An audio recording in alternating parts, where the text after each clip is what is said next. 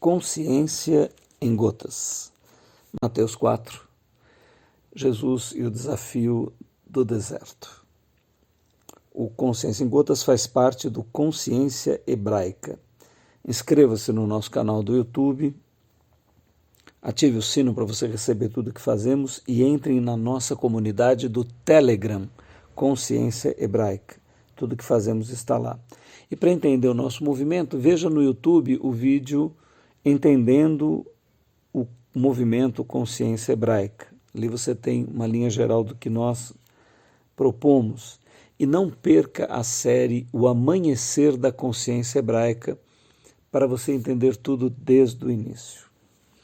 Bom, no nosso capítulo de hoje, o segundo de Mateus 4, nós temos a continuidade no verso 3.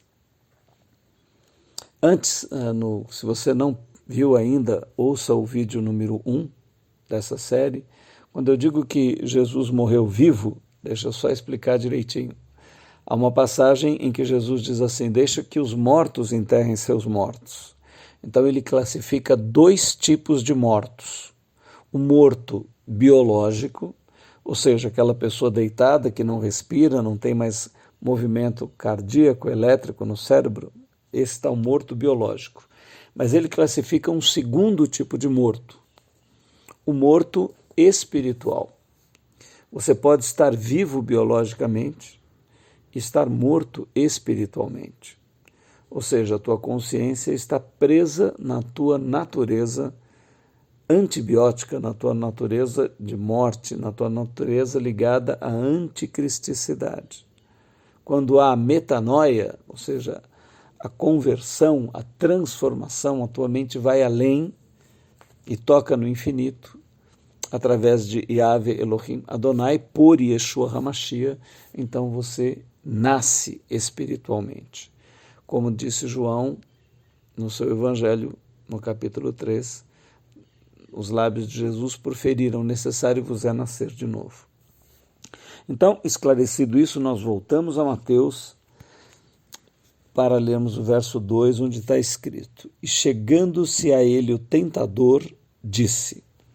Como nós comentamos, houve 40 dias de jejum para que a natureza anticrística de Jesus, chamada aqui de diabo, que é a nossa natureza opositora, a nossa natureza antibiótica, ou seja, que tem uma visão pequena da vida, uma visão contrária ao desenvolvimento da vida, antibiótica, ou uma visão probiótica, que é a da nossa natureza crística, a favor de uma grande visão da vida e de uma grande realização. Então, essa natureza precisou dos 40 dias para que ela tivesse força, e foi justamente no momento em que ele teve fome. Veja que ele não passa os 40 dias em um jejum de obrigação. Ele não sente fome enquanto está naqueles 40 dias e nem sede. Não. O alimento internamente é produzido para ele e ele se alimenta. Mas depois chega o momento do confronto com a sua própria natureza. Chegando-se a ele o tentador, disse-lhe, e aqui é importante nós descrevermos quem é esse tentador. Ora, se a natureza do Cristo anticrística, ou seja, a natureza que ele herdou geneticamente como ser humano, não há ser humano que não tenha as duas naturezas. E essas naturezas não são estanques em nós. Há um degradê imenso entre a luz e as trevas, entre o abismo e o céu dentro de nós. Há muitas áreas de sombras, há um degradê. Por isso que é difícil você perceber, porque tudo parece a tua voz, mas com o tempo e com o discernimento você vai vendo que há uma voz dentro de você que fala e que parece ser você, relacionada a esta natureza antibiótica, esta natureza de morte, essa natureza disfuncional. E há uma voz dentro de você ligada à tua natureza probiótica, à tua natureza a favor da vida, de conexão com o infinito e com o eterno. Jesus sabia disso com profundidade, pelo seu grau de maturidade, e E aqui é importante dizer que esta natureza se forma em você desde o teu nascimento e já vinda da genética dos teus antepassados. Então ela tem um conhecimento pleno dos teus mitos familiares, dos teus problemas, dos teus defeitos, daquilo que você tem mais fraqueza em resistir. Ou seja, o nosso diabo, esta natureza opositora em nós, ela é especializada em nós. Então, qual era o maior inimigo do Cristo? Qual era o maior inimigo de Jesus? Qual era o inimigo que estava à altura da sua inteligência? Qual era o inimigo que estava à altura da sua sensibilidade? Qual era o inimigo que estava à altura da sua espiritualidade? Qual era o inimigo que o podia derrotar? Aquele criado dentro dele. Aquele que foi instruído com tudo que ele ouviu. Aquele que sabia de todos os seus sentimentos, pensamentos, tudo que havia dentro do seu interior. Esse era o inimigo ideal para derrotar o Cristo.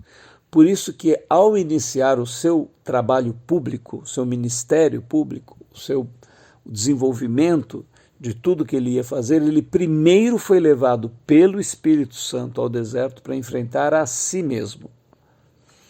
E eu pergunto para você, e pergunto para mim, como é que está o nosso confronto conosco mesmos? O teu maior inimigo é você mesmo? Ou você ainda anda apontando os dedos para as outras pessoas? Ou eu estou apontando o dedo para os outros, achando que a culpa dos meus problemas vem de fora? Então, isto é algo profundo para que você entenda que inimigo o Senhor Jesus enfrentou aqui neste momento da tentação. Este tentador era o único que tinha a altura, a capacidade dele para poder enfrentá-lo. E vamos ver por onde ele vai iniciar. Provavelmente ele vai iniciar pelo polo mais fraco, né? E aqui o embate você vai perceber nos capítulos que seguirão do Consciências, que vai crescer a complexidade daquilo que é proposto e o desafio para o Cristo para que ele vença o seu próprio interior. A primeira palavra, ele é chamado de tentador, né? Por que esta palavra é utilizada? Porque o centro da vida humana é o arbítrio. Não sei qual é a tua escola, o que você pensa, o quanto você estudou isso. Normalmente a academia, de um modo geral, rejeita muito o homem ter a capacidade de escolha. Agora a neurociência tem trazido novos conhecimentos sobre sistemas do nosso cérebro específicos para a escolha. Mas isso ainda é questionado, o arbítrio humano. Mas pela consciência hebraica nós sabemos que o principal ponto de inflexão do animal hominal, o ponto principal que nos distingue é o nosso poder de autoconsciência. Em seguida, por termos consciência, nós percebemos o que a natureza não percebe que ela possui, a celestialidade e a abissalidade, surge o arbítrio e este é o centro principal da nossa vida. O dilema principal humano é a escolha. Existem alguns filmes muito interessantes que tratam disso e este realmente é o centro da vida humana.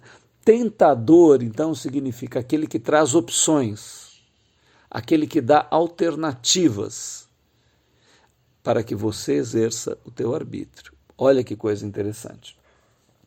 E esta visão do diabo, só para nós darmos bem aqui o conceito, para nós, diabo não é uma coisa que deva ser excluída da natureza, porque foi o próprio Deus que criou tanto Satanás, quanto os demônios e quanto o diabo.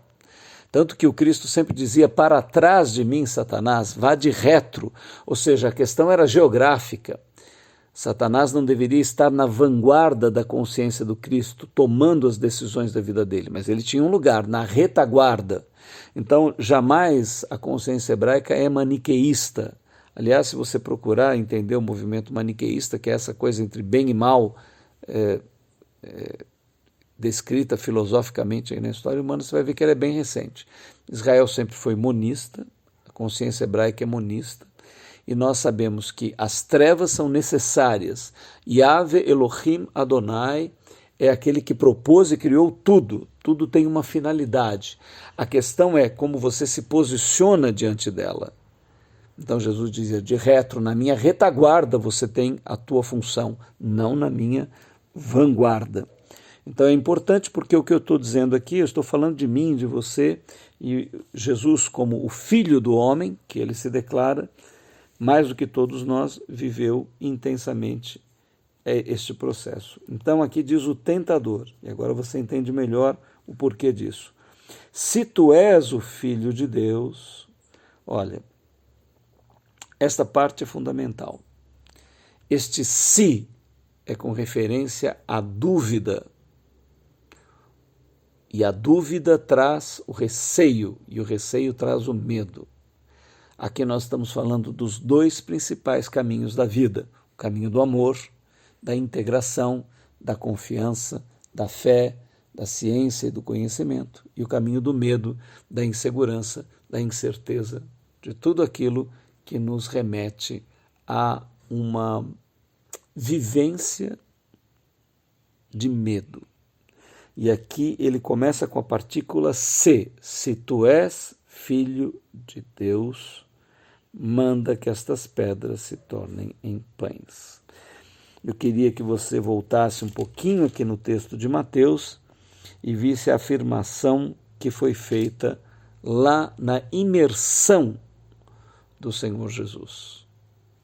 E comparasse com esta primeira palavra que é dita, e você vai ter um grande entendimento sobre a natureza humana, a minha natureza e a tua. Mas nós estamos chegando ao final desse Consciência em Gotas e eu vou retomar esse assunto no terceiro episódio. Não perca o terceiro episódio, porque esta tentação no deserto, este desafio do deserto é o grande desafio também da minha vida e da tua vida. Uma excelente consciência para você e para todos nós.